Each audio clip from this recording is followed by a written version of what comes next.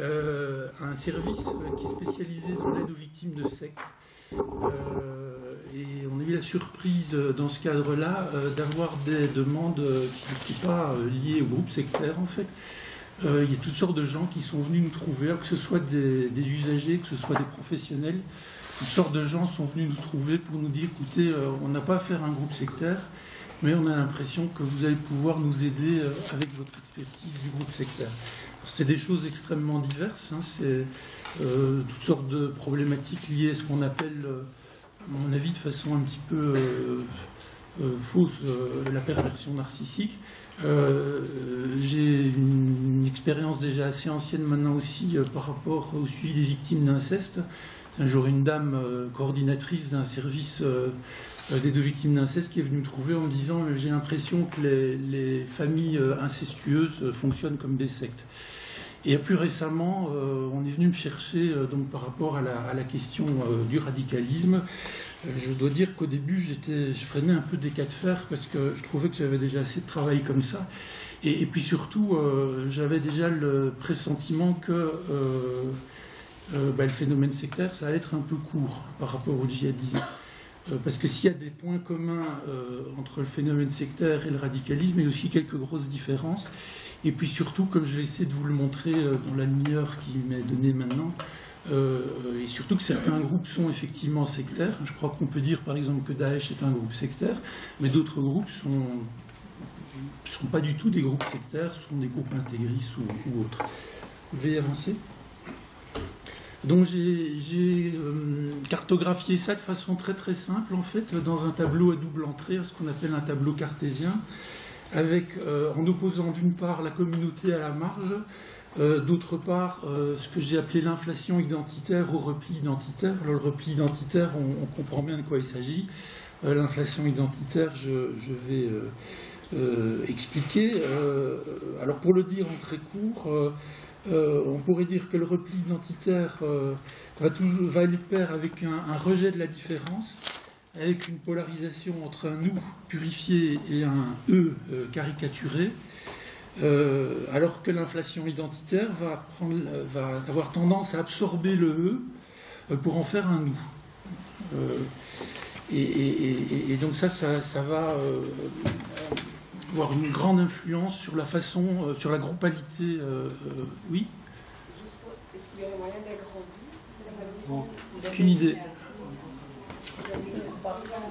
On voit pas bien. Une solution, c'est de baisser la lumière, effectivement.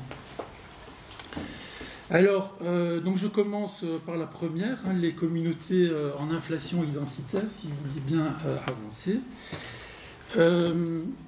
Oui, j'ai mis quelques notes pour vous aider à suivre, comme j'ai peu de temps, mais... alors, l'exemple de communauté en inflation identitaire, l'exemple un peu prototypique, paradigmatique, comme on dit, c'est l'impérialisme. On voit mieux ou on voit... Ouais, ok. Moi, je vois moins bien, mais c'est pas grave. En principe, je connais mon sujet, je devrais pouvoir me passer de voir. C'est le test, en fait. C'est le test, oui, c'est pour voir si je connais vraiment. Alors, il y a un exemple très simple de l'impérialisme, c'est l'Empire romain, évidemment. L'Empire romain, il n'est vraiment pas en repli identitaire, puisqu'il a absorbé toutes les cultures qu'il a rencontrées. Donc, par exemple, le panthéon romain, c'est une adaptation du panthéon grec, hein, où Zeus devient Jupiter, etc., etc. On pourrait également citer comme exemple de communauté en inflation identitaire. Ça peut un peu choquer, mais il y a quelque chose de ça dans les monothéismes. Il faut connaître un peu l'histoire, par exemple, du christianisme.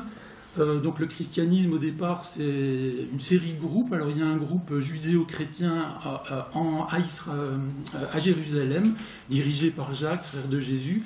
Et puis il y a une série de communautés à travers tout le bassin méditerranéen, dirigées par différents apôtres, généralement fondées par Paul, qu'on qualifie de groupes pagano-chrétiens.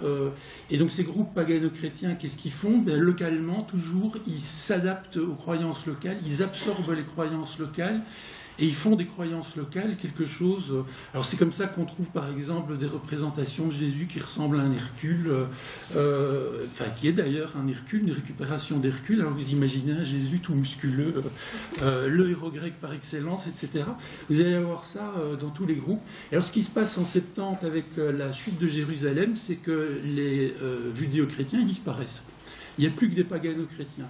Alors évidemment, tout ça va prendre toute son extension au début du IVe siècle, quand l'empereur Constantin convertit, si j'ose dire, l'Empire romain au christianisme, puisque là, les intérêts du christianisme vont carrément s'associer avec l'intérêt de l'Empire romain. Et donc cette tendance impérialiste, on va la retrouver également dans l'islam, je ne développe pas pour le moment. On va la trouver aussi, et ça c'est important pour notre propos, dans l'expansionnisme néolibéral, évidemment. Est-il besoin de rappeler que cet expansionnisme s'appuie sur ce qu'on appelle la mondialisation, ce qui est effectivement une absorption de toutes les cultures, plutôt que... donc c'est le contraire d'un repli identitaire. Alors, c'est un peu polémique ce que je vais dire, mais dans le cas de l'islam, on pourrait dire...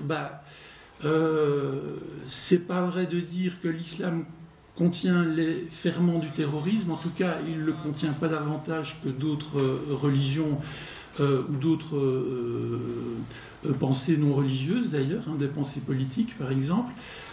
Mais en même temps, à partir du moment où nous avons un mouvement expansionniste, il y a quand même... on ne peut pas dire non plus que l'islam ne soit pas concerné par la question. Alors, je n'ai pas le temps de donner des exemples, mais je pourrais vous citer, par exemple, des textes émanant soit du Coran, soit d'exégèse du Coran, qui montrent comment, à la fois, il y a un discours qui est un discours fondamentalement pacifique, parce que le Coran recommande le pacifisme, mais qui pourtant, en étant expansionniste, contient les germes de la guerre. Vous pouvez avancer ? Donc je passe aux communautés en repli identitaire. Alors là, on a un exemple évidemment très simple. C'est le nazisme. Et donc on va trouver au niveau politique les fascismes, incluant donc le nazisme. On va trouver au niveau religieux les intégrismes, et on pourrait imaginer d'autres formes. Donc l'idée, c'est que vous avez effectivement une communauté qui se replie sur elle-même, et donc qui va par exemple réduire le peuple allemand à la race aryenne, ce qui est déjà un peu une absurdité, mais on voit vraiment le repli identitaire dans ce mouvement, et qui va éradiquer par contre tout ce qui est non-aryen, et d'abord les juifs, les tziganes, etc. etc. On a évidemment les islamismes, mais par rapport à ça, ce que j'ai envie de vous dire, c'est que à côté des islamismes qu'on pourrait un peu désigner un peu rapidement du doigt, il y a aussi une série d'intégrismes chrétiens. Et donc, par exemple, quand George Bush désigne l'axe du mal en Asie mineure et en Afrique du Nord, il ferait bien de nettoyer devant sa porte, parce que, par exemple, l'évangélisme américain est tout aussi radical que les islamismes. Je vous invite à prendre connaissance d'un film qui est en streaming gratuit, un documentaire extraordinaire qui s'appelle Jesus Camp. Alors Jesus Camp, c'est l'histoire donc c'est une missionnaire évangélique qui organise des camps de vacances, et qui est tellement folle en fait qu'elle accueille une équipe de tournage en ne se cachant absolument pas sur ses intentions, c'est-à-dire son intention c'est fabriquer des terroristes antiterroristes avec des enfants très jeunes, parce que, dit-elle, des enfants très jeunes sont marqués de façon indélébile pour toute leur vie si on les conditionne à cet âge-là. Et donc il y a quelque chose de l'ordre d'une polarisation. J'ai prévu éventuellement quelques petites dias pour illustrer la question de la polarisation, mais je ne sais pas si je vais avoir le temps, donc je continue. Si vous pouvez passer à la dia suivante. Oui. Ah oui, d'accord. Donc les marges en inflation identitaire. Alors, les marges en inflation identitaire, c'est assez typiquement les groupes sectaires. Alors, pourrait dire, c'est quoi la différence? La différence, c'est que autant l'intégrisme part quand même d'une communauté, donc par exemple le nazisme, Hitler n'a eu que 33% des voix si je me souviens bien, mais enfin c'est quand même une part importante, représentative de la communauté. C'est pas la bonne diapo, je crois. L'autre d'après. Voilà. Oui. On peut quand même dire qu'il représente la communauté d'une façon ou d'une autre. Par contre, dans le cas des sectes, on va avoir quelque chose de très caractéristique, c'est qu'il y a toujours une petite marge. Alors ça commence par une personne, puis deux, puis trois. Donc ça, c'est vraiment une toute petite marge. Parfois, ça s'étend. Mais alors l'idée, c'est pas de conquérir la communauté, par exemple la nation. L'idée, ça va être d'imposer un ordre mondial. C'est très clairement ce à quoi on a insisté avec Daesh. C'est-à-dire, il y avait un but de reconquête de la Syrie, certainement, mais on a affaire à une marge du peuple syrien qui n'ambitionne pas seulement de reconquérir la Syrie, mais qui ambitionne, pas de reconquérir d'ailleurs, parce que ça aussi c'est un peu une arnaque. Il n'y a pas de reconquête s'il s'agit d'une conquête, mais c'est le monde entier qui doit être conquis. Il y a effectivement cette ambition expansionniste. Ça correspond un peu au niveau politique à ce qu'on pourrait appeler l'extrême droite, du côté des communautés en repli identitaire, on a l'extrême droite, du côté des marges en inflation identitaire, on a l'extrême gauche, selon les propos d'un philosophe comme Alain Badiou, qui relève entre autres que le premier soin du communisme a été de déclarer l'internationale socialiste. Vous avez des groupuscules qui, à un moment donné, déclarent l'internationale socialiste, c'est-à-dire un plan pour le monde, ce qu'on appelle le grand soir. Donc, vous pouvez penser. Ça revient toujours ce que oui, mais en fait, voilà. Non. Elle revient toujours entre les deux. Alors, nous avons enfin les marges en repli identitaire qui vont prendre une importance particulière dans les années qui viennent. Avec Daesh, on avait affaire à un groupe sectaire. Avec Al-Qaïda, on avait affaire à un groupe intégriste. On va avoir de plus en plus affaire. On a eu affaire, dans le cas de l'attentat qui vient de se produire à Liège, à quelque chose de l'ordre d'une marge en repli identitaire. Alors, comme exemple, vous avez les clans, les mafias, les bandes, aussi les bandes de jeunes. On pourrait croire que c'est un monde sans loi, les bandes, mais non. C'est une loi qui est en marge de la société, qui est en marge du droit commun. Farhad Khosrow-Khavar, le sociologue Farhad Khosrow-Khavar est le premier, je pense, à avoir pointé cette catégorie de djihadisme. D'ailleurs, je vous ai même indiqué, je vous ai indiqué deux petits extraits de Farhad Khosrow-Khavar qui vont dans ce sens-là. Je ne l'ai pas ici. Mais donc l'idée, c'est quoi? L'idée, c'est que de plus en plus, on a des petits groupes, enfin des individus isolés même parfois, mais souvent des petits groupes qui, pourrait-on dire, s'auto-radicalisent. C'est-à-dire, au lieu d'adhérer à un groupe fût-il marginal, il y a un groupe qui s'auto-constitue et qui s'auto-radicalise à partir d'éléments trouvés sur Internet. Donc si on prend l'attentat qui vient d'avoir lieu à Liège, on a un jeune qui était en prison, qui a été radicalisé en prison. Il y a probablement un petit groupe de gens en prison qui se sont entendus, dont un qui a enseigné aux jeunes en question. Et vous en avez à un moment donné un qui intervient. Alors il y a toutes sortes d'accusations évidemment dans ces cas-là, mais fondamentalement ce sont des terroristes qui posent énormément de problèmes à la police parce qu'il n'y a pas de filière à remonter.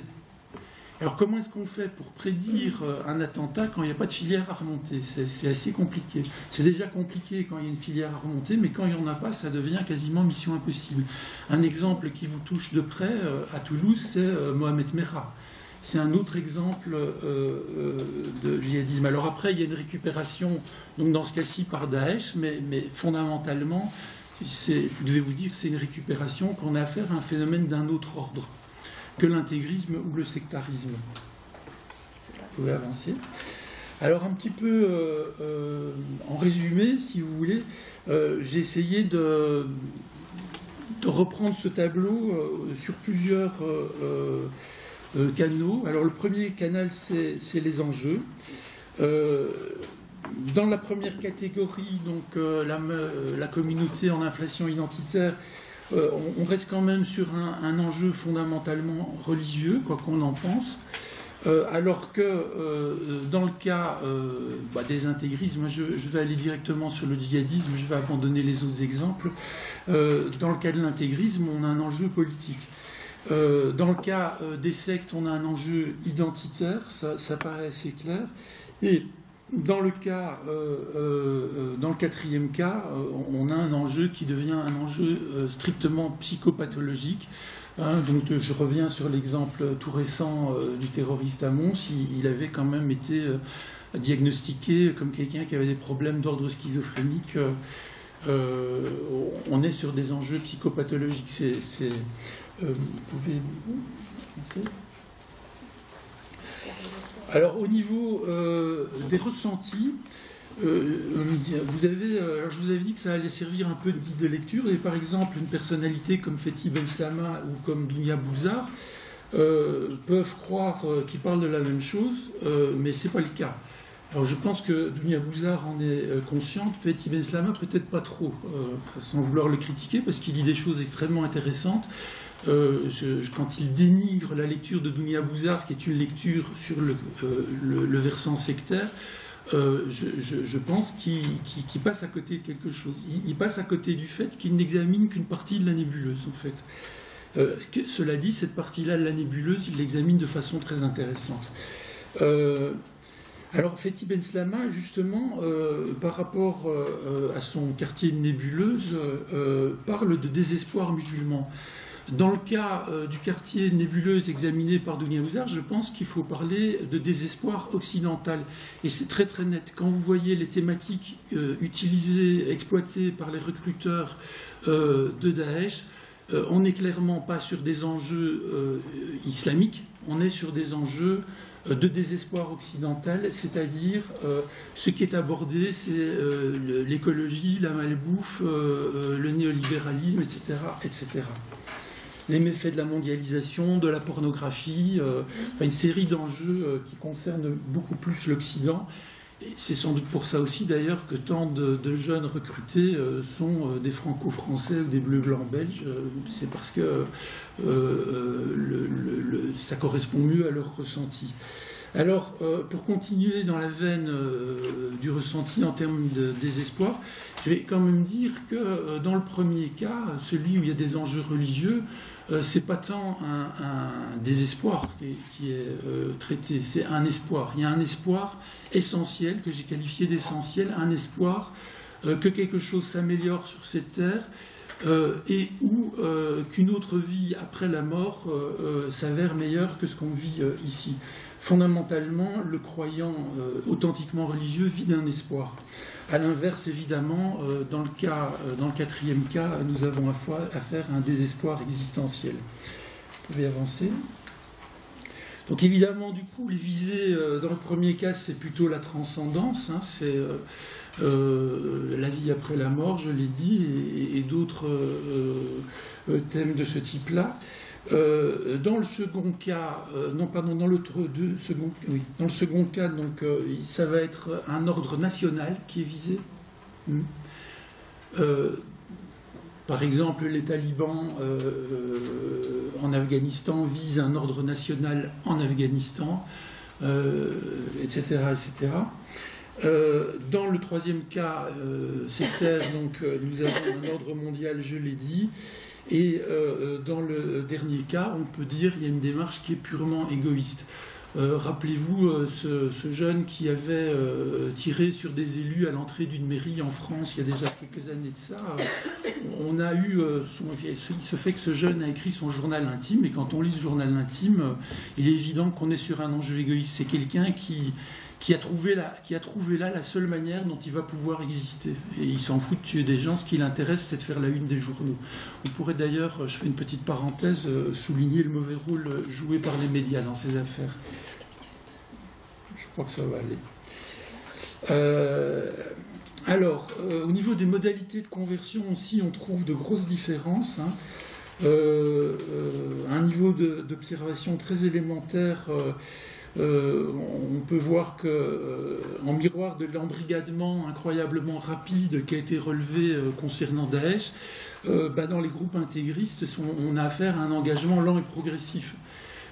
C'est pas du tout le même mode de conversion.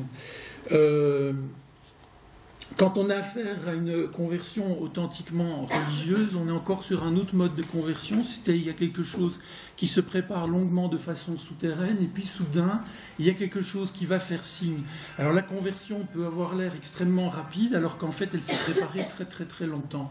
Je vous invite à cet égard à lire ou à relire le merveilleux roman de Tolstoï, Anna Karénine, dans lequel on compare le trajet d'Anna Karénine avec le trajet de Lévin, qui est le mari de la cousine d'Anna Karénine.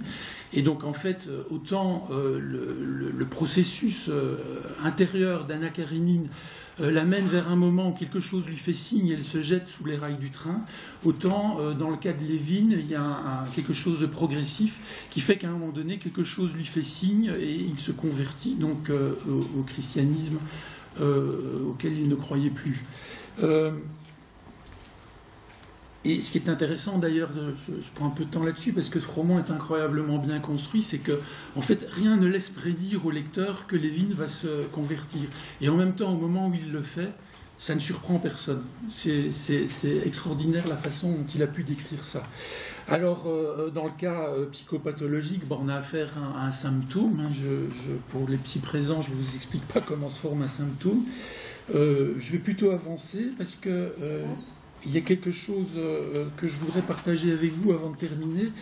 C'est l'idée que ces enjeux de radicalisation ne sont pas étrangers à la façon dont vous allez fonctionner comme intervenant.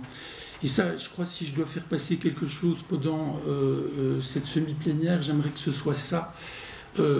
Nous assistons en France, en Belgique et ailleurs à un phénomène que Farhad Khosrow-Khavar a qualifié de fondamentalisme laïque, avec, je pense, raison. C'est effectivement de ça qu'il s'agit.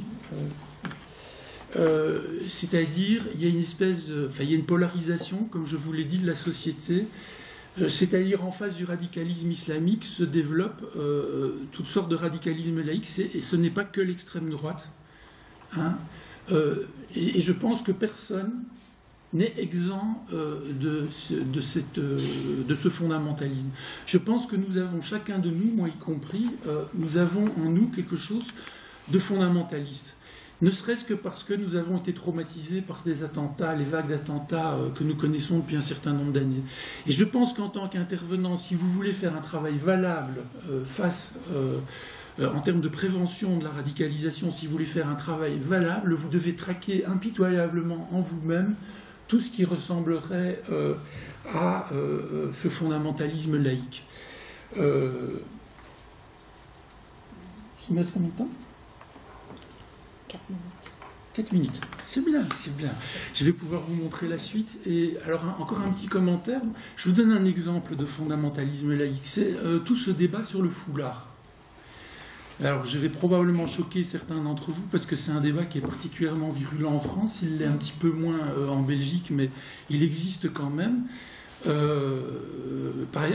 autre petit film que je vous invite à regarder éventuellement en streaming gratuit, c'est l'émission Striptease, c'est une émission belge. Cette émission-là a comme titre Fichu Foulard.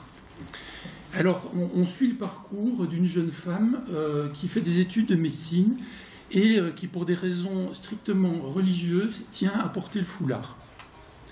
Et à un moment donné, on la rencontre avec son amoureux, alors elle explique pourquoi elle porte le foulard, et son amoureux explique pourquoi il est content qu'elle porte le foulard. Jusque-là, tout va bien. On est dans quelque chose de religieux. Alors, ce qui est caractéristique aussi, à un niveau très très visuel comme ça, c'est que le jeune homme, il a un jeans, un blouson de cuir, il regarde des films de Jackie Chan. On n'est pas du tout... a priori, on pourrait se dire, c'est cette jeune femme qui porte le foulard est peut-être en danger de radicalisation, alors que le jeune homme, lui, ne l'est pas du tout. Et le fait qu'elle soit avec un jeune homme de cet acabit, c'est plutôt rassurant. Et puis, à un moment donné, ils vont chez l'imam parler de leur futur mariage, et l'imam met le jeune homme en garde contre sa jalousie. Il lui dit je trouve que tu es un peu jaloux, et je pense que c'est pas bon pour le mariage, la jalousie. Et donc après, ils se retrouvent dans un café, ils discutent, et la jeune femme lui dit c'est vrai que tu es jaloux, moi ça m'embête.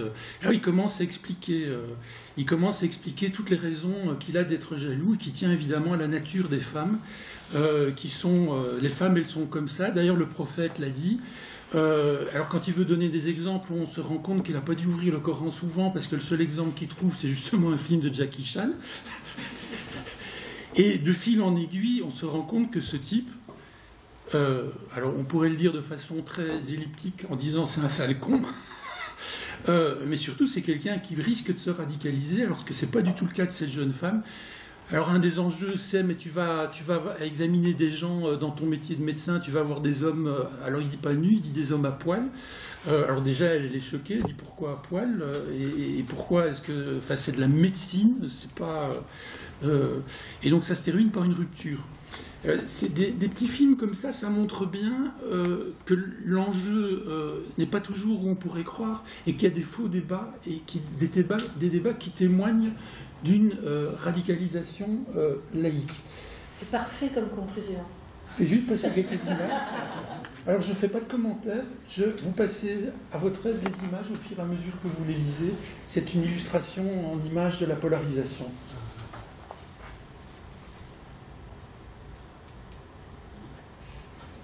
Donc ça c'est l'imaginaire des deux pôles. Je dois traduire ou bien tout le monde parle bien l'anglais? Donc, les Occidentaux sont décadents, des infidèles. Tous les musulmans sont retardés, des terroristes. Alors on a les pushers, les jeunes, c'est-à-dire les pousseurs, si on veut littéralement, et ceux qui rejoignent les pousseurs. Et puis il y a une majorité silencieuse au milieu. On voit qu'on interview, c'est un commentaire sur ça a été réalisé, ces images par un média hollandais. Et donc on voit que les médias vont seulement interviewer les pushers et les joiners, pas du tout la majorité silencieuse, et que du coup il y a un certain nombre de personnes dans la majorité silencieuse qui vont les rejoindre. De plus en plus. Et donc on arrive à un moment donné à une vraie séparation, on pourrait dire un clivage. Donc d'un côté c'est vous êtes contre nous si vous ne nous rejoignez pas, et de l'autre côté vous êtes naïfs si vous aidez les terroristes. Voilà.